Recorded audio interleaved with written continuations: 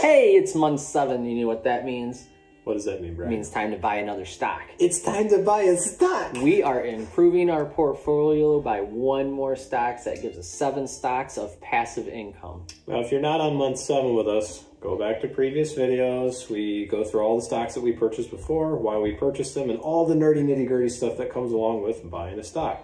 We did buy a stock this month, though, so stick around, watch, and guess what? We increased our passive income. We're making more money. Absolutely. Whether I'm sitting on the can or sleeping or actually working. Sometimes I actually have to work. Those checks just keep coming in, and we keep reinvesting them into the next stock. If you're following along, you know that I usually give Tom a big old list of stocks so that he can go through all their financials to find out which one we want to purchase for ours. So which one makes the grade. We started the channel and we started investing all over. So when you see the Dividend Dudes portfolio, that's not our portfolio. That's a portfolio we're building with you. We have our own. We're doing just, well, this year we're not doing that great because it's a big stock market crash. But if you look at our portfolio, we'll show it at the end of the video or close to the end of the video.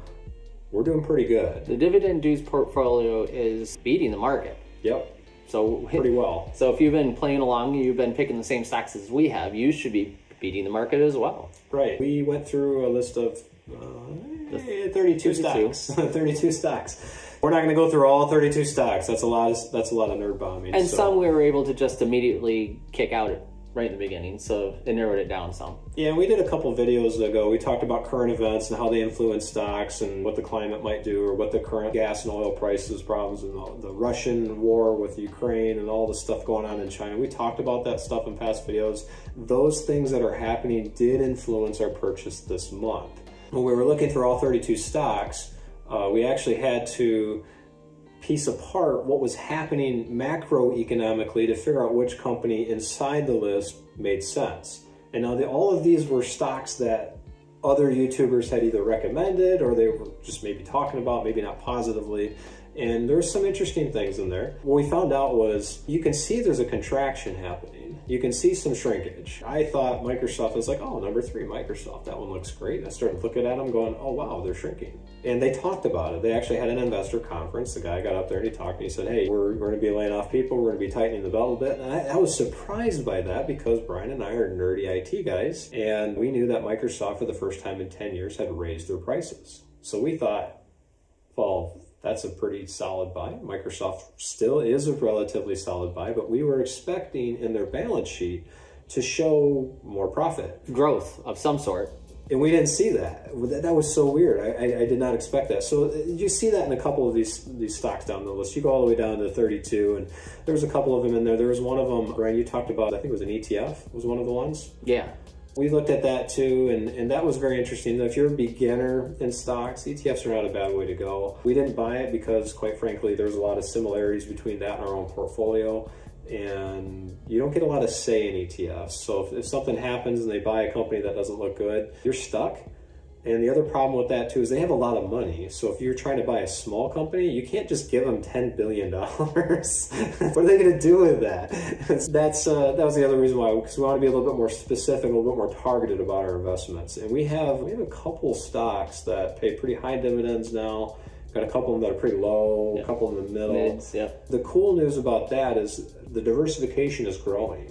And that's why I gave them this one instead of what I usually do is make a screener in Fidelity or CD Ameritrade and figure out what stocks in what industries we haven't had and kind of randomize it between 5 and 10% dividend growth. And so instead of that, I just went to find out what other people were talking about and kind of narrow it down to what the best stock for us would be from that. We found one. It wasn't Microsoft. It wasn't Microsoft. The other ones on the list, we went through all of them, and I'm sorry. I nerd bombed them. I just went through the whole thing real quick. I guess I was deprived for nerdiness somehow. I left the conversation for probably a half hour and then came back. You never realized I was gone. You left me? Oh, you didn't know that. I'm sorry.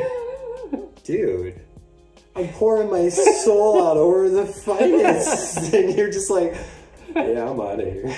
He gets up and leaves. Don't do that. Keep watching. Unless you're going to get up and watch our other videos and then come back.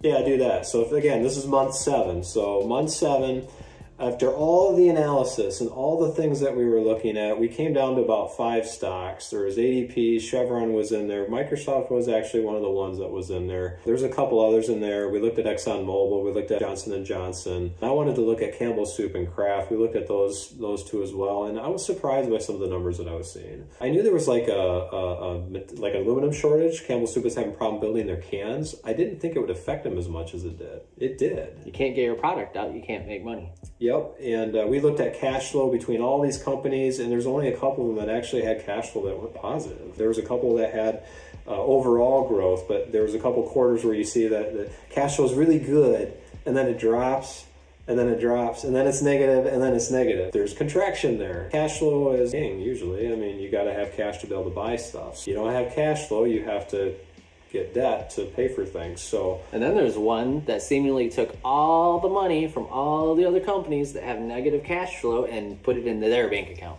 Yeah. That one was, should I tell them? Yeah. So we bought Chevron this month. Chevron was the stock, and the cool news is we got some dividend checks to actually add to the purchase. Right now, the portfolio, if you look at it, has 7 stocks in it right now. Chevron is one of the stocks. We got a couple dividend checks. We use those dividends.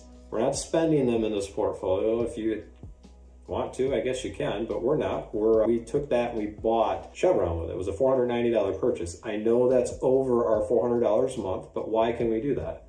Because we got $21 worth of dividends to add to it. Plus dividends. Stupid Ameritrade can only do whole shares. Yes. So we spend less some months, so we take the money that was the difference and add that to this one. It still equals $400 a month over the long term. And if you look at the overall performance of the portfolio, if you pull that up and you actually see what we're doing, and you look at what the S&P and the Dow has done this year, we're doing good. Now, I know if you look at AT&T is the worst performer there, which I was, I kind of half expected. They had a 9% dividend, which was too much. All these people that are talking on YouTube about ETFs and REITs and all these companies that pay ridiculously high dividends, you're going to get those dividends like once or twice, and then they're going to drop it. Or they cut the dividend down to a respectable level that they could actually afford to give out. Yeah, and this portfolio is not about that. We're not about just the dopamine hit for the high thing. We're about making you wealth, making you money that's going to stick with it for a long time. Brian and I have done it. We've built that wealth. We've had it. We want you to have it too. Now, if you don't watch the videos, you don't like what you don't buy the stocks that we're buying, makes me sad a little bit because we're trying to help you. But then make sure you subscribe and like the video before you leave. Yeah, do that. Our financial trajectory, our path isn't going to change whether anything happens or not. So the whole point here is that we're here to help you do this. So the stocks that we pick are meant for growth and stability long term. These things are to help you build what we've accomplished over time. And hey, who knows? Maybe at that point you can get some of the cool stuff out there that you want. So whatever your dreams are, whatever you're trying to accomplish, this portfolio will help you do that. So back to the stocks. We got a couple dividend checks. They were pretty good dividend checks. We took those dividend checks, we added to Chevron, and we bought, I think it was 3 shares. Yeah, we got 3 shares in there. Now our income in the portfolio is up to, if you go all the way back to AT&T and the month 2 stock purchase and month 3 stock purchase, we make fun of it, but right now we're up to $12.50 a month. Which were like 42 cents when we started. So in the short time of 6 months, we've increased that quite a bit on just $400 a month. No, I can't. I think we made a joke about getting horsey rides at Walmart or something like that. We can't. That's too many horsey rides, people. Yeah, we can't make that joke anymore. You can't, because we could buy something substantial with that now. You can go to McDonald's. I don't always spend my dividends, but when I do, I like to supersize my fry. We are venturing into tank of gas. What are you doing, a moped? Tank. A tank of gas. So twice a year. Twice a year, but it's only unless you buy a big truck, and then it's just once a year. We're only 6 or 7 months in, people. I mean, this is not that long, and already we are at the point where our first purchase, AT&T, we bought that stock on month 1, and now we're getting $150 a year. If this was a car loan and you bought a car, same example I used earlier, that car is paid off in less than 4 years. So AT&T, that investment is paid off in less than, think about this, I'm going to emphasize this, less than 4 years, your first investment is 100% paid for. So every month after that, it's just paying you. Investment don't own you, you own investment. You know, it's a difference. Like, some people have a lot of debt, they have a lot of, you know, things that they have, but it's all under debt. It's payments, they've got loans, they've got things that they have to keep up with. So the stuff, they don't own their stuff, the stuff owns them. In this case, on month six, people, you have an investment portfolio, if you've been following along with us, that pays itself off. And this is accelerating. If you notice, we got, you know, $22 of dividend checks. We put that into Chevron. If you keep doing that, it gets bigger and bigger. It's the snowball effect. This is what we're talking about. And also, when other people, we say that we need to let your money work for you, this is exactly what we're talking about. This is it. This is your money working for you now.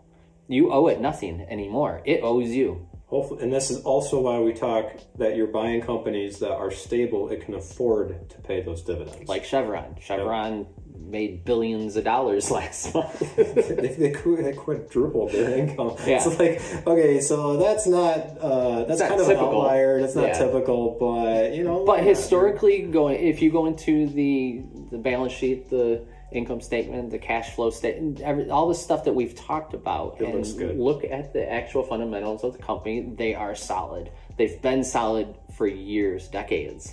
And we have no reason to believe, with all of the news that we've gone through, that they're going to stop being a solid company. So this is a very safe and good buy for this month. It's not the highest dividend, like 3.5% or something like that, but it's going to pay out forever for us.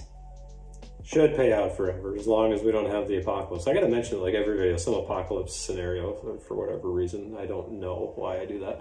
Chevron is a great company. The reason why we bought it is because the market's been doing really bad. We think they're going to coast through that pretty well. I still have shares in Chevron personally. Our portfolio has shares in Chevron.